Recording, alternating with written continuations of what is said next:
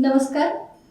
21 जुलैला गुरुपौर्णिमा आहे. त्या गुरुपौर्णिमेनिमित्त आज आपल्याकडे बिद्री सहकारी साखर कारखान्याचे नेताजी पाटील सर उपस्थित आहेत आणि आज आपण त्यांना गुरुपौर्णिमेनिमित्त ताराडूच्या स्टुडिओमध्ये बोलवलं आहे. सर, गुरुपौर्णिमा आहे आणि या गुरुपौर्णिमेनिमित्त आमच्या तमाम प्रेक्षकांसाठी काहीतरी सांगा. 21 तारखेला गुरुपौर्णिमा येते आणि त्या गुरुपौर्णिमेनिमित्त मी खऱ्या अर्थानं एक छोटा कार्यकर्ता आहे. राधानगरी तालुक्यात मांगोली माझं छोटं गाव आहे. मला कुठल्याही प्रकारचा राजकीय वारसा नसताना बिद्रीच्या 4 तालुक्याच्या कारखान्याच्या ठिकाणी मला संचालक करण्याचं काम आदरणीय येवाळ पाटील साहेबांनी केलं. मी 10 वर्षे बिद्री कारखान्याचं संचालक म्हणून काम केलं आणि त्यानंतर 5 वर्षे मार्केट कमिटीला संचालक म्हणून काम केलं.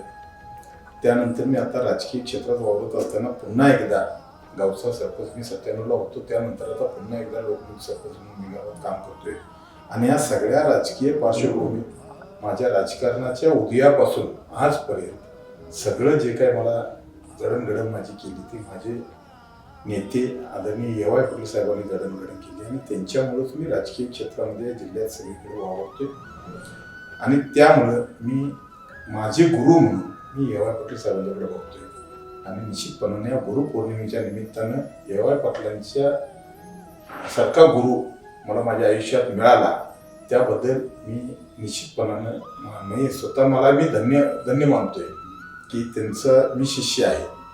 मी छोटासा कार्यकर्ता आहे आणि येवाळ पाटलांच्या सारखा गुरु सगळ्यांना मिळावा. येवाळ पाटलांच्या सारखं सगळ्यांनाच येवाळ पाटलांच्या सारख्याचा वरदास्त असावा असं माझ्यासारख्याला वाटतं.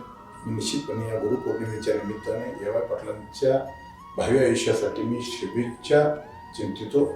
येवाळ पाटलांना दीर्घायुष्य लाभावं, त्यांची साथ संगत आम्हाला अशीच राहावी आणि उद्याच्या विधानसभेच्या निवडणुकीत येवाळ पाटलांना आम्हाला आमदार झालेलं बघायचं आहे. निश्चितपणानं आम्ही त्यांना उद्या आमदार करणार आहे आणि माझे गुरु आमदार झाले की तिथं येवाळ पाटील आमदार झाल्यानंतर आम्ही सगळी कार्यकर्ते सामान्य कार्यकर्ते आमदार झालेल्याची भावना आमच्या मनात असेल.